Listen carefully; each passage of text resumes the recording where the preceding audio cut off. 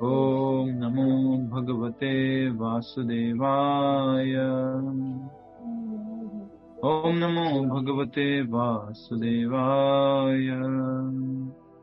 मुखं करोति वाचालं भंगुं लंघयते गिरिं यत्कृपातमहं वन्दे श्रीगुरुदीनतारिणम्।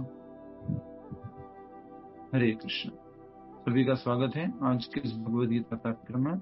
आज हम श्रीमद् भगवद गीता के अध्याय 9 जिसका नाम है परम गुह्य ज्ञान, अंग्रेजी में मोस्ट कॉन्फिडेंशियल नॉलेज, और उसमें आज हम श्लोक संख्या 25 जो है उसको समझने का प्रयास करेंगे। महत्वपूर्ण श्लोक है। टाइटल तो जैसे अनुवाद था वैसा ही टाइटल दिया था कि देवताओं के लोग, जो पूजा करने वाले हैं वो देवताओं के लोग जाते हैं, और जो भगवान की भक्ति करने वाले लोग हैं जो भगवान के धाम जाते हैं। आइए समझते हैं इसको। श्लोक उच्चारण करेंगे आप में से, हम करेंगे श्लोक उच्चारण। मैं करूं प्रभु जी? यस कीजिए।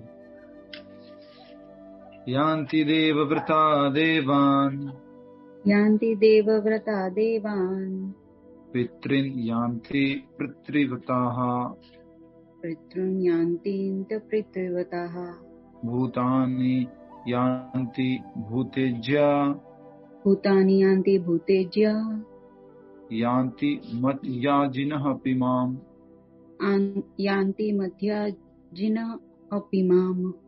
अब जो है ये वर्ड टू वर्ड मीनिंग से हमने उच्चारण किया था, अब आप श्लोक से उच्चारण कीजिए। यान्ति देवव्रता देवान्, यान्ति देवव्रता देवान्, पितॄन् यान्ति पितृव्रताः, पितॄन् यान्ति पितृव्रताः, भूतानि यान्ति भूतेज्या, भूतानि यान्ति भूतेज्या, यान्ति मध्याजिनोऽपि माम्, यान्ति मध्याजिनोऽपि माम्। यस, एक बार आप उच्चारण कीजिए। यान्ति देवव्रता देवान्, पितॄन् यान्ति पितृव्रता, भूतानि यान्ति भूतेज्या, यान्ति मध्याजिनो अपि माम्। यस, बहुत सुंदर। आज इनका जन्मदिन है सत्य जी का। बाद में शुभकामनाएं देते हैं सभी लोग सामूहिक रूप से। 3 बजे का जो ये कार्यक्रम है शुरू करने के पीछे जो रिक्वेस्ट शुरुआत में सबसे पहले इस कार्यक्रम को अरेंज किया वो इन्होंने किया था। इन्होंने अपने मित्रों को, इन्होंने मेरे से जब कहा था प्रभु जी हम गीता क्लास शुरू करना चाहते हैं, मिनिमम कितने लोग होने चाहिए? मैंने कहा हरिनाम 10 क्लास करेंगे तो कम से कम 15-20 तो होने चाहिए। तो ऐसे करके उन्होंने सबको इकट्ठा किया था और प्री मीटिंग भी कराई थी। तो बहुत हम अपने मंदिर की तरफ से, वृंदावन चंद्रोदय मंदिर की तरफ से, श्री राधा वृंदावन जी, श्रील प्रभुपाद जी, श्री गौर निताय बहुत ही विशेष कृपा करें आपके ऊपर। इसी प्रकार से आप हमें सहायता करते रहे कृष्ण भावनामृत के प्रचार में। आप स्वयं बहुत अच्छे से अभ्यास करें, इस गीता को समझें और दूसरे लोग जो अपने परिवार में हैं उनको भी समझने में मदद करें। बहुत विशेष शुभकामनाएं आपको एक बार फिर से। हरे कृष्ण। हरे कृष्ण।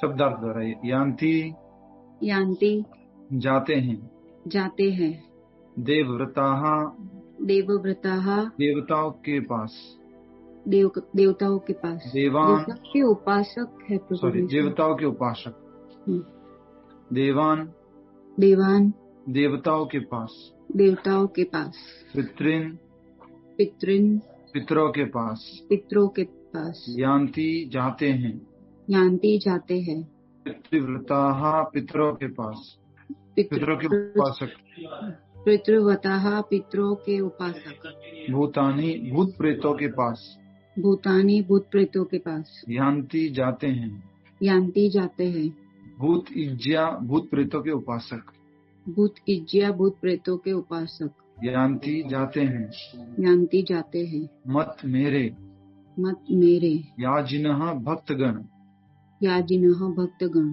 अपि लेकिन, माम मेरे पास,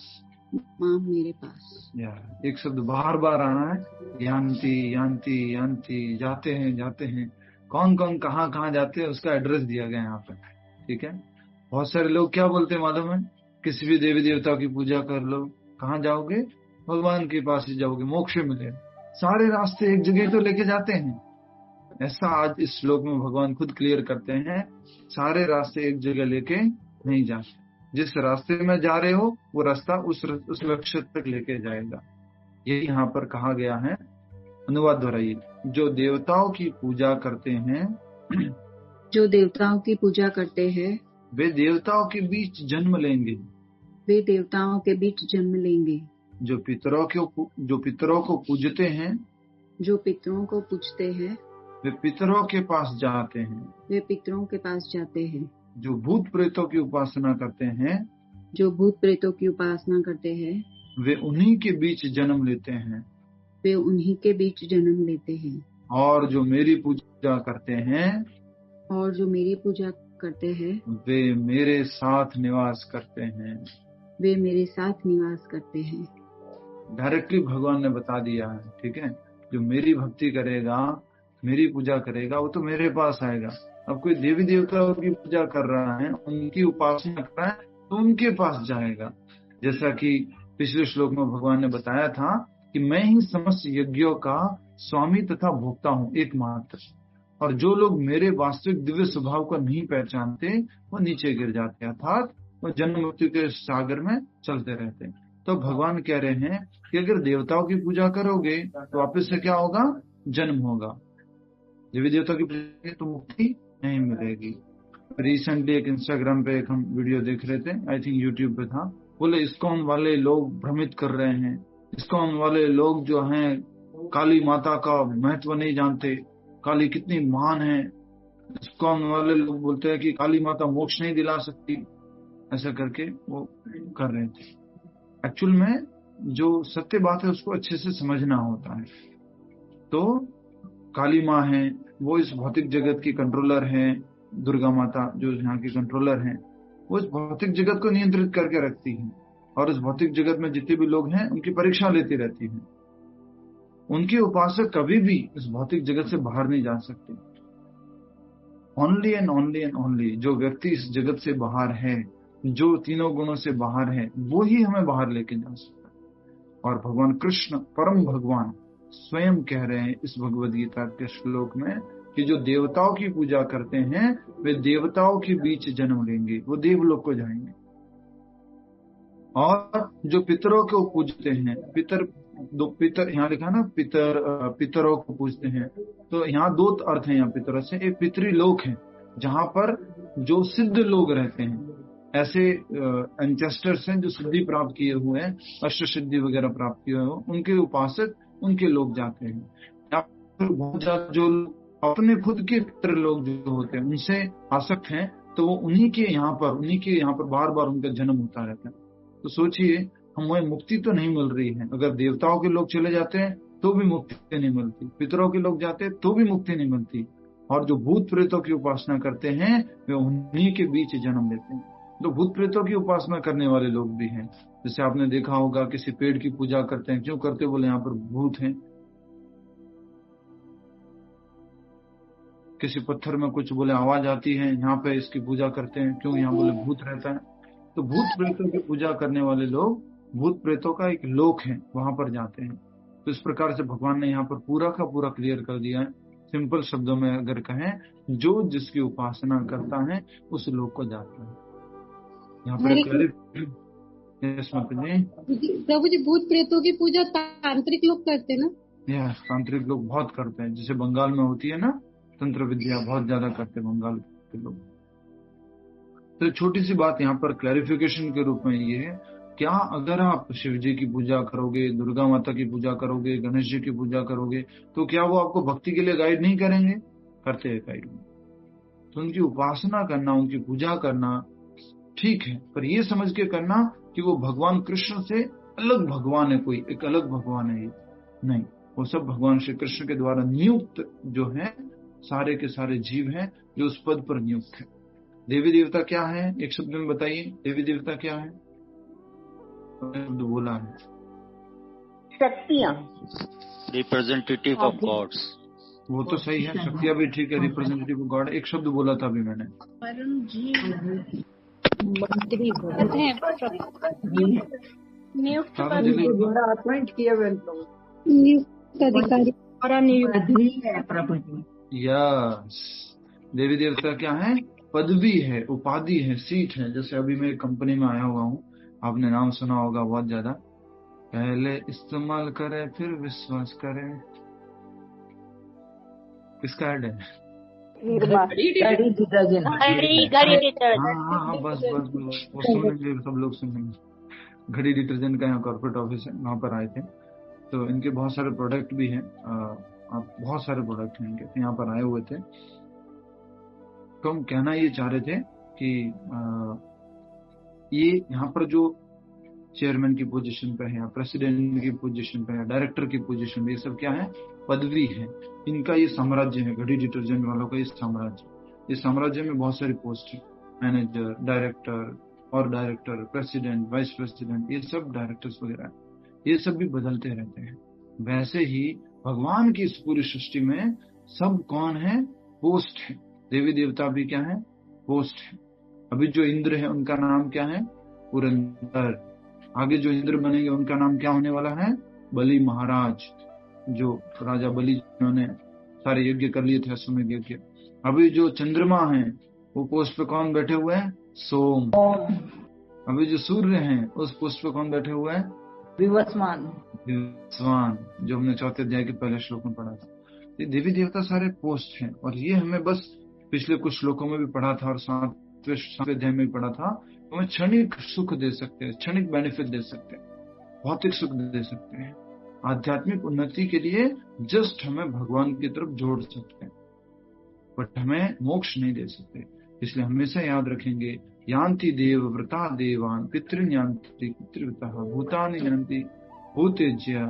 फिर बोलते हैं यान्ति मध्याजिनोपि माम, जो अगर मेरी भक्ति करोगे तो मेरे पास आओगे। और कोई ऑप्शन नहीं। अगर कोई ये कहे शिव जी की कर लो, कृष्ण जी की कर लो, राम जी की कर लो, किसी की भी कर लो, जानना तो एक ही जगह, सब एक ही भगवान है। नहीं। क्लियर हो गया आप सबको? यस और नो? क्लियर है? सारे रास्ते एक जगह नहीं लेके जाते हैं। जिस गाड़ी में बैठोगे, जिस रास्ते को पकड़ोगे, वो रास्ता वहीं लेके जाए। मैं अहमदाबाद का रास्ता पकड़ के थोड़ा ना मैं दिल्ली चला जा सकता हूँ, नहीं, संभव नहीं है। ठीक है। इंद्र के पुष्प पुरंदर जी है। हे कृष्ण। आगे बढ़ते हैं। तात्पर्य, यदि कोई चंद्रमा, सूर्य तथा अन्य लोक को जाना चाहता है तो वह अपने गंतव्य। हाँ जी, संस्कृत शब्द इसमें ये ले लीजिए माता जी, यान्ति देव व्रता देवान, ऐसे श्लोक याद हो जाएगा आप। यान्ति देव व्रता देवान पितृन यान्ति पितृव्रता भूतानि यान्ति भूतेज्य यान्ति मध्याजिनोपि माम। ठीक है। यान्ति देव व्रता देवान संस्कृत। और हमेशा याद रखेंगे मध्याजिनोपि माम। माम भगवान बोल रहे हैं, माम मतलब मुझे, धाम को प्राप्त करेंगे। ठीक है। तात्पर्य, यदि कोई चंद्रमा, सूर्य या अन्य लोक को जाना चाहता है तो वह अपने गंतव्य को बताए गए विशिष्ट वैदिक नियमों का पालन करके प्राप्त कर सकता है। एक बात बताइए, कोई साइंटिफिक बात बोलिए आप में से। कोई चंद्र लोक को जाना चाहता है, सूर्य लोक को जाना चाहता है, तो साइंटिफिक कोई बात बताइए आप में से कोई। यहाँ से भी लोग जाने का प्रयास कर रहे हैं ना, क्या कर रहे हैं बताइए।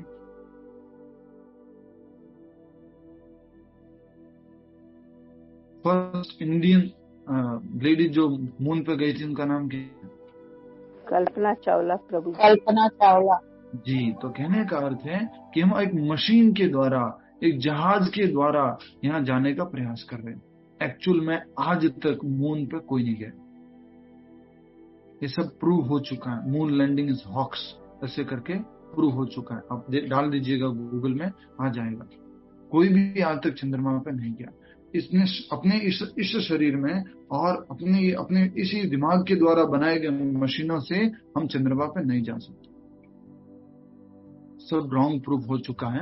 आप देख सकते हैं। स्ट्रॉन्ग गया था प्रभु जी, तो वो बात गलत है। सब गलत है। चंद्रमा पे कोई नहीं गया अभी तक। वहां जाके दिखा रहा है कि फ्लैग हिल रहा है, छाया हो रही है, सब कुछ गलत घोषित हो चुका है। वो प्रभुपाद जी जब 1965 में अमेरिका गए थे, उससे पहले बहुत ज्यादा ये चल रहा था, मून लैंडिंग, मून पे जाना है। उस टाइम प्रभुपाद जी ने किताब लिखी थी। प्रभुपाद जी की पहली किताब जरूर पढ़िएगा आप, वो है easy journey to other planets, अन्य ग्रहों की सुगम यात्रा। बहुत दुष्कर यात्रा नहीं कि ये करना है वो करना है, सुगम यात्रा भी है। उसके लिए क्या बोला है, अगर कोई चंद्रमा की पूजा करता है तो चंद्रलोक को आसानी से जा सकता है, अगर सूर्य की पूजा करता है तो सूर्य लोक को आसानी से जा सकता है। इस प्रकार से जो है वो वैदिक नियमों का पालन करके, विधि विधानों का पालन करके अन्य अन्य लोकों पर जा सकते हैं। नेक्स्ट, इनका विशद वर्णन वेदों के कर्म कांड अंश दर्श पौर्णमासी में हुआ है, जिसमें विभिन्न लोकों के स्थित देवताओं के लिए विशिष्ट पूजा का विधान है। अगर आपको जानना है कि सूर्य लोक कैसे जा सकते हैं, चंद्र लोक कैसे जा सकते हैं, स्वर्ग कैसे जा सकते हैं, तो ये वेदों में एक भाग है कर्म कांड के अंतर्गत, उसका नाम है अंश दर्श पौर्णमासी। इसके अंदर सारी डिटेल बताई गई है कि कैसे हम सूर्य लोक जा सकते हैं, कैसे चंद्र लोक जा सकते हैं। उसको अगर पालन करेंगे, उस पूजा का विधान को पालन करेंगे, हम लोकों को जा सकते हैं। किस किस को इंटरेस्ट है चंद्रलोक सूर्य लोक में? हरि बोल, इंटरेस्ट है? वहां जाकर भी क्या होगा, वापस आना पड़ेगा। यद गत्वा न निवर्तन्ते तद धाम परमम मम, पर भगवान के परम धाम को अगर जाएंगे तो वापस नहीं आना पड़ेगा। थोड़ा सा अपना लक्ष्य बनाइए। मनुष्य जीवन में हमें मिला है, बहुत मूल्यवान है। हर समय जो है अपना समय जा रहा है, इस समय को वापस नहीं ला सकते। एक बहुत बड़ी महंगी घड़ी तो खरीद सकते हैं, लेकिन समय को नहीं खरीद सकते। और पैसा देके घड़ी में कुछ मान लीजिए प्रॉब्लम हो गई तो उसको ठीक करवा सकते हैं, लेकिन जो टाइम चला गया है उसको वापस नहीं ला सकते, उसको एडजस्ट नहीं कर सकते। इसलिए आज जो भी हम जिस भी स्थिति में, जिस भी उम्र में हैं, और नए साल है और उसमें कोई भी नए क्या बोलते जन्मदिन है, तो नए एक साल में प्रवेश कर गए हैं, हमें सोचना है कि ये जन्मदिन हर साल आता है, एक एक साल बढ़ता जाता है जीवन का। एक तरह से सीरियस होने की बात होती है। मान लीजिए आपके पास 90 गुलाब जामुन है, ठीक है, 90 गुलाब जामुन है, उसमें से मान लीजिए 40 चले गए, 40 निकाल दिए तो कितने बचे, 50 बचे। उसमें से एक और निकाला 41, 42, 43, उधर कम होते जा रहे हैं। इसका मतलब हमें और सीरियस होने की आवश्यकता है कि अब मेरे पास इतना समय बचा है, मुझे और कृष्ण भावनामृत में और सीरियस होना है, भक्ति में सीरियस होना है। थोड़ा जोक के लिए बोल देता हूँ, अदरवाइज मत लीजिएगा। स्वाति जी है तो बोल सकता हूँ, किसी और में तो नहीं बोल सकता था।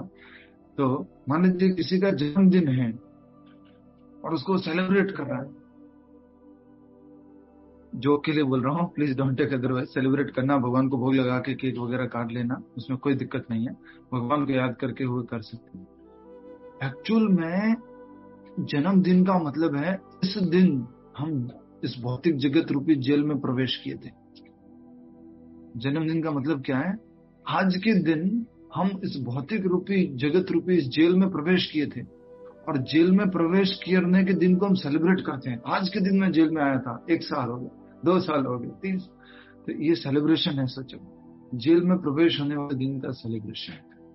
इसको सेलिब्रेट किया जा सकता है कैसे, युक्त वैराग्य के द्वारा, जब हम इसको कृष्ण भावनामृत में जोड़ सकते हैं। कोई सेलिब्रेट करता है कि दुनिया में? एक बात बताओ, जेल में जाने का डे कोई सेलिब्रेट करता है? नहीं करता। तो जो लोग कृष्ण भावनामृत में नहीं है, और हम भी जब कृष्ण भावनामृत में नहीं थे, सेलिब्रेट कर रहे थे, तो एक तरह से क्या हो रहा था, एक तरह से हम जेल में आने का दिन सेलिब्रेट कर रहे थे।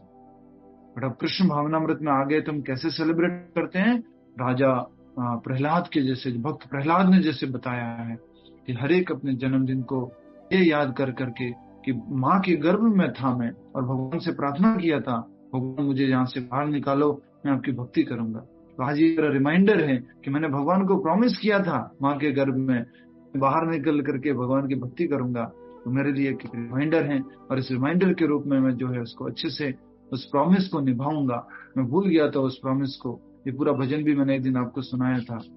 तो इस प्रकार से ये रिमाइंडर होता है, और भगवान को अर्पण करके बढ़िया सा आप अच्छा सा केक अर्पण कर सकते हैं, बढ़िया आइटम्स बना सकते हैं ठाकुर जी को, कि मेरा जन्मदिन है ठाकुर जी, आज आपके लिए मैं 5 आइटम, 6 आइटम, कुछ भी आपको जो लगता है अच्छे से बनाइए, और खूब अच्छे से सेलिब्रेट कीजिए कृष्णा कॉन्शियसनेस वे में, कृष्णा कॉन्शियस वे में, जिससे कि हमारा रिमाइंडर बार बार आता रहे। प्रभु जी, तो केक तो बाहर का रहता है, तो वो बाहर का तो नहीं धरा सकते ना भगवान को?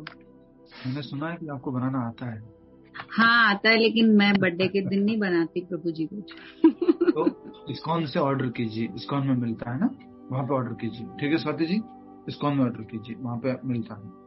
अपने जो अपना हरे कृष्ण मंदिर भाड़ज है वहां पर भी है, और आपके घर के पास वाला जो इस्कॉन है वहां पर भी मिलता है। तो वहां पर ऑर्डर कीजिए, प्योर शुद्ध, वहां पर ही सारी ब्रेड वगैरह बनती है, उससे बना हुआ केक आएगा, और बहुत ही सुंदर दिव्य उसमें भगवान की कृपा होती है। तो जब भी जन्मदिन होता है, क्योंकि तरीका तो हम नहीं बदल पा रहे हैं ना कि भाई केक कटिंग करना है, ये करना है, एक तरीका जरूर बदलिएगा। अगर हम अगरबत्ती जो मोमबत्ती वगैरह होती है उसको हम क्या कर देते थे, वो नहीं करना है, उसको बस लाइट करना है, जीवन में प्रकाश लेके आना है। हमें अज्ञान से ज्ञान की तरफ जाना है, अंधकार से उजाले की तरफ जाना है, न कि हम उजाला करके फिर करते हैं नहीं।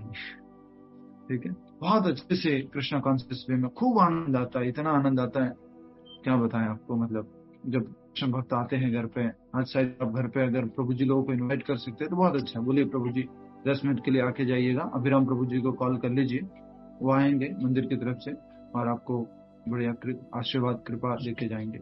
बहुत समय है, उनको बुला सकते हैं।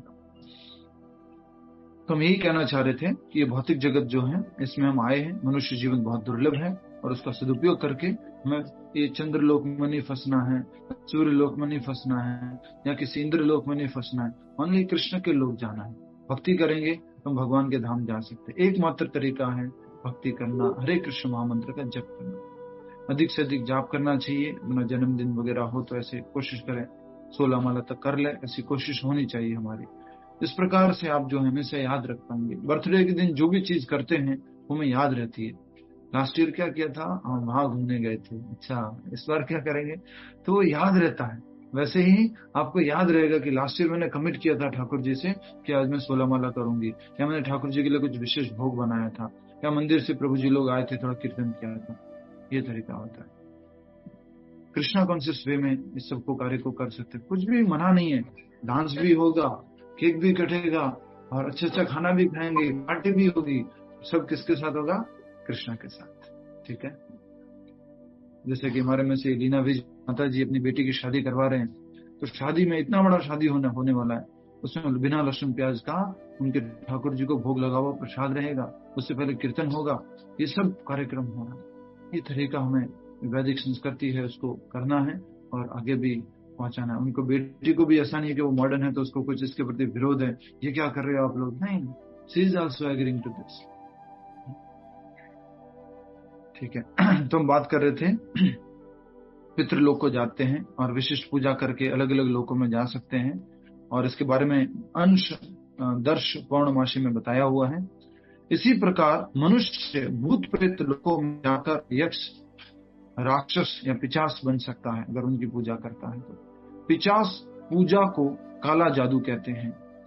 अनेक लोग इस काले जादू का अभ्यास करते हैं और सोचते हैं कि यह अध्यात्म है, किंतु ऐसे कार्यकलाप नितांत भौतिकवादी हैं। क्लियर है आप सभी को? काला जादू हो गया, टोना हो गया, टोटका हो गया, और वो क्या बोलते हैं वशीकरण हो गया, ये सब क्या है, भौतिक है, स्पिरिचुअल नहीं है। हमेशा याद रखना, प्योर भौतिक है, मटेरियलिस्टिक है, स्पिरिचुअलिटी नहीं है। स्पिरिचुअलिटी मतलब अध्यात्म, अर्थात आत्मा और भगवान का संबंध, कृष्ण उससे संबंधित हो रही। ठीक है, काले जादू में तो किसी का बुरा भी करते हैं, इसका बुरा कर दो, इसको ऐसा कर दो, इसके लिए गलत चीजें भेज दो, इसके लिए भूत भेज दो, प्रेत भेज दो, सब गलत है, ये भौतिक बात। इसी तरह शुद्ध भक्त केवल भगवान की पूजा करके निसंदेह वैकुंठ लोक या कृष्ण लोक की प्राप्ति करता है। इस श्लोक के माध्यम से यह समझना सुगम है कि जब देवताओं की पूजा करके कोई स्वर्ग प्राप्त कर सकता है, तो फिर शुद्ध भक्त कृष्ण या विष्णु के लोक को क्यों नहीं प्राप्त कर सकता। अगर देवताओं की पूजा करके देवताओं के लोग जा सकते हैं, तो भगवान का भक्त भक्ति करके, शुद्ध भक्ति करके भगवान श्री कृष्ण वैकुंठ लोक या गोलोक वृंदावन क्यों नहीं जा सकता। तो आपके क्विज में प्रश्न आएंगे कि भगवान के भक्त का लक्ष्य क्या रहता है। बहुत सरल प्रश्न है जो आपको उत्तर आता है, हमेशा कभी भी पूछे तो आप उत्तर दे सकते हैं। गोलोक वृंदावन धाम या वैकुंठ धाम, भगवान का धाम। कोई भी भगवान का भक्त जो है, चंद्रलोक, सूर्यलोक, आप ये मत सोचो ना चंद्रलोक पे लाइफ नहीं है, सूर्यलोक पे लाइफ नहीं है, बहुत लाइफ है। कैसा एंजॉयमेंट है, पृथ्वी से कई गुना ज्यादा एंजॉयमेंट है वहां पर। सूर्यलोक में प्रभु जी, हाँ सूर्यलोक में उस आग के गोले में भी है। वहां पर हमारा शरीर किससे बना हुआ होता है? स्वाति जी उत्तर देंगे। अगर हम सूर्यलोक जाएंगे तो हमारा शरीर किससे बना हुआ होगा? इस शरीर में जाएंगे तो जल जाएगा। पता नहीं प्रभु जी। 4th चैप्टर में हमने पढ़ा था कि सूर्य लोग जाएंगे तो ये पंच महाभूत का बना हुआ शरीर है। सूर्य लोग जाएंगे तो कौन सा भूत एक्टिव हो जाएगा वहां जाकर के? अग्नि वाला। यस, तो वो शरीर हमारा किससे बना हुआ होगा? अग्नि तत्व से बना हुआ होगा। प्रभु हम तो पृथ्वी पर रहते हैं, इतने करोड़ों माइल्स दूर है सूर्य से, तो भी इतना गर्म लगता है, तो वहां कैसे पहुंच सकते हैं? तो अभी शरीर कौन सा है हमारा? पृथ्वी पर रहने वाला शरीर है। ये पानी पर रहने वाला भी शरीर नहीं है अभी हमने जो ले रखा है। मछली ने जो शरीर ले रखा है वो कौन सा है? पानी में रहने वाला शरीर ले रखा है। हम पानी में नहीं रह सकते ना मछली के जैसे, वैसे ही हम सूर्य नहीं रह सकते, पर जा सकते हैं। वहां तो जा भी नहीं सकते हैं क्योंकि स्विमिंग करते हैं, तो ये चैनल से वो चैनल स्विमिंग करके क्रॉस कर लिया, वैसे कर सकते हैं प्रभु। पर सूर्यलोक में जाना तो यस, तो वहां जा सकते हैं जब हमारा शरीर किसका हो जाएगा? अग्नि का हो जाएगा। अग्नि के शरीर में हम जा सकते हैं। ऐसा ये मत सोचिए, इमेजिनेशन ऐसा मत कीजिए कि अग्नि जल रही है, धधक रही है अग्नि चारों तरफ से, आत्मा बीच में, अग्नि धधक रही, ऐसा नहीं। तो शरीर में अग्नि को सहन करने की शक्ति होती है। जैसे अभी साइंस ने ढूंढ के निकाला है, मोल्टन गोल्ड के अंदर कुछ बैक्टीरियाज होते हैं। मोल्टन गोल्ड के अंदर एकदम गर्म पिघलते लोहे के अंदर, वो उसी में जीवित रहते हैं। उससे कम टेम्परेचर कर दो तो मर जाएंगे मोल्टन गोल्ड के अंदर। उसी प्रकार से ये जो शरीर है वो भी उसी प्रकार का जब बन जाता है तो हम उस सूर्य लोक को भी जान सकते हैं। नेक्स्ट आगे बढ़ लीजिए। इस श्लोक के माध्यम से यह समझना सुगम है कि जब देवताओं की पूजा करके कोई स्वर्ग प्राप्त कर सकता है तो फिर शुद्ध भक्त कृष्ण या विष्णु के लोक क्यों नहीं प्राप्त कर सकता। दुर्भाग्यवश अनेक लोगों को कृष्ण तथा विष्णु के दिव्य लोकों की सूचना नहीं है। ज्यादातर लोग क्या समझते थे? ओनली स्वर्ग लोक है। यस और नो, प्लीज बता दीजिए, यस और नो। ज्यादातर हम लोग क्या समझते थे? स्वर्ग लोक जाना है, बस स्वर्ग लोक चले जाएंगे तो मुक्ति मिल जाएगी। नहीं, ज्यादातर लोग नहीं जानते कि वैकुंठ भी होता है, गोलोक वृंदावन भी होता है, सब नहीं जानते। तो कहा जा रहा है दुर्भाग्यवश अनेक लोगों को कृष्ण तथा विष्णु के दिव्य लोकों की सूचना नहीं है, अतः न जानने के कारण वे नीचे गिर जाते हैं। 8वें अध्याय में हमने पढ़ा था, कौन सा श्लोक है जल्दी बताओ? भगवान के धाम के बारे में, जहाँ बिजली की आवश्यकता नहीं है, जहाँ सूर्य की आवश्यकता नहीं है, जहाँ चंद्रमा की आवश्यकता नहीं है। जल्दी बता दो, 3 लाइनें बची है बस, फिर हम पूरा कर लेंगे। कौन सा श्लोक है 8वें अध्याय का? यस, 8वें पढ़ा था हमने।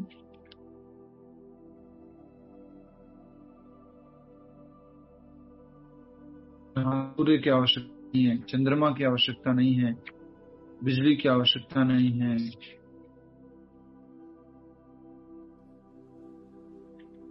हरे कृष्णा, इतना समय लगाओगे? चौथा पाठ प्रभु जी। 8.4 8.4 में है, क्या श्लोक है बताओ? अधिभूतम क्षरो भावा। नहीं, वहां ये कहाँ लिखा कि लाइट की आवश्यकता नहीं है, बिजली की आवश्यकता नहीं? श्लोक संख्या जल्दी बताओ।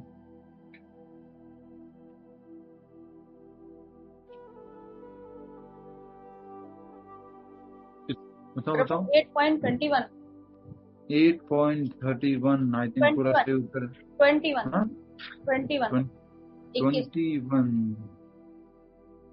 ये भी भगवान के परम धाम के बारे में लिखा है। 21 भी देख लीजिए कि जिसे वेदांती अप्रकट और अविनाशी बताते हैं, जो परम गंतव्य है, जिसे प्राप्त कर लेने पर कोई वापस नहीं आता, भगवान का परम धाम। बट एक और श्लोक है 8.15 प्रभु जी। 8.15 क्या है श्लोक? क्या है श्लोक? जल्दी बताओ माता जी, बोलो ना। 8.15 क्या है? वंदना माता जी, बंद क्यों कर दिया? हाँ प्रभु जी, एक मिनट देखिए।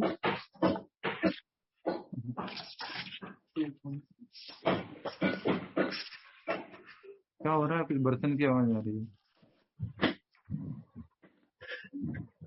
मामू पेत्य पुनर्जन्म, मुझे प्राप्त करते महापुरुष जो भक्ति योगी, मामे पेत्य पुनर्जन्म दुखालया है ये तो प्रभु।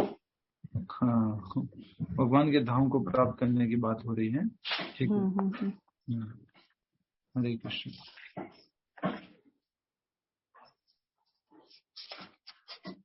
हरे कृष्ण प्रभु जी। जी, अध्याय 8 श्लोक नंबर 9। अध्याय 8 श्लोक संख्या 9। सब अलग अलग बता रहे। ठीक है, हम पूरा कर लेते, फिर आज का तात्पर्य पूरा कर लेते हैं। मैं भी यहाँ बैठा हूँ। एक्चुअली में जैसा कि आप जानते हैं, श्लोक था न तद भाषयते सूर्य न शशांको न पावकः यद्गत्वा न निवर्तन्ते। प्रभु वो तो 15 है श्लोक, 15 अध्याय है। यस, बिल्कुल सही माता जी। 8th में नहीं है वो, पर 8th में जो था वो यही था जो आपने बताया अभी, माम उपेत्य पुनर्जन्म, और एक जो श्लोक संख्या 21 था। तो ये श्लोक संख्या अध्याय 15 में है, राइट? 15 में ना? हाँ जी प्रभु जी, वो 15 में है। न सूर्य न शशांको न पावक। यस, ठीक है। Thank you, thank you so much. 15वें अध्याय बताया था। आगे बढ़ते, अब पूरा कर लेते हैं। 15वें अध्याय का 6वां श्लोक था वो, दुर्भाग्यवश अनेक लोगों को कृष्ण तथा विष्णु के दिव्य लोकों की सूचना नहीं है, अथवा न जानने के कारण वे नीचे गिर जाते हैं। कहाँ से गिर जाते हैं? जो भी इस लोक पे जाते हैं, सूर्य लोक, चंद्र लोक, इंद्र लोक, जहां पर भी जाते हैं वहां से वापस धरती पर जन्म लेते हैं। यहाँ तक कि निर्विशेषवादी भी ब्रह्म ज्योति से नीचे गिर जाते हैं। अगर वो भौतिक दुनिया को पार करके भगवान की ब्रह्म ज्योति में अगर चले जाते हैं, वहां से नीचे गिर जाते हैं, क्योंकि वहां पर क्या नहीं है? रेसिप्रोकेशन नहीं है, आदान प्रदान नहीं है, परिवार के साथ रहने वाला सिस्टम नहीं है। जैसे एक माता जी से बात हो रही थी 2 दिन पहले आप में से, माता जी बता रहे थे कि परिवार में रहना अच्छा लगता है, घर के साथ में रहना अच्छा लगता है, कोई दूर जा रहा है तो अच्छा नहीं लग रहा है, अकेले रहना अच्छा नहीं लग रहा है। तो हम सब लोग ऐसे ही हैं। भगवान के धाम में हम सब लोग साथ में रहते थे। ब्रह्म ज्योति में तो अकेले एक आत्मा जो है पुंज बन करके बिना किसी प्रकार के आदान प्रदान के उसको रहना पड़ता है। लास्ट, इसलिए कृष्ण भावनामृत आंदोलन इस दिव्य सूचना को समूचे मानव समाज में वितरित करता है कि केवल हरे कृष्ण मंत्र के जाप से ही मनुष्य सिद्ध हो सकता है और भगवत धाम को वापस जा सकता है। तो आप सबको एक प्रश्न लिखना है, कृष्ण भावनामृत आंदोलन क्या सूचना देता है?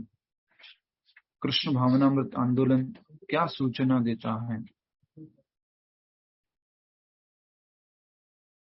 उत्तर क्या होगा? कृष्ण भावनामृत आंदोलन हरे कृष्ण महामंत्र जाप करने की सूचना देता है पूरे मानव समाज को, जिससे कि सब लोग भगवान के धाम को वापस जा सके, अपने घर को वापस जा सके। Back home, back to Godhead, ये शब्द याद रखिएगा। Back home, back to Godhead. प्रभु जी थोड़ा रिपीट कीजिए ना प्लीज। मतलब लिखा हुआ वही है। कृष्ण भावना अमृत आंदोलन मानव समाज को सूचना देता है कि हरे कृष्ण महामंत्र का जाप करो, मनुष्य जीवन की सिद्धि को प्राप्त करो और भगवान के धाम को वापस चले जाओ।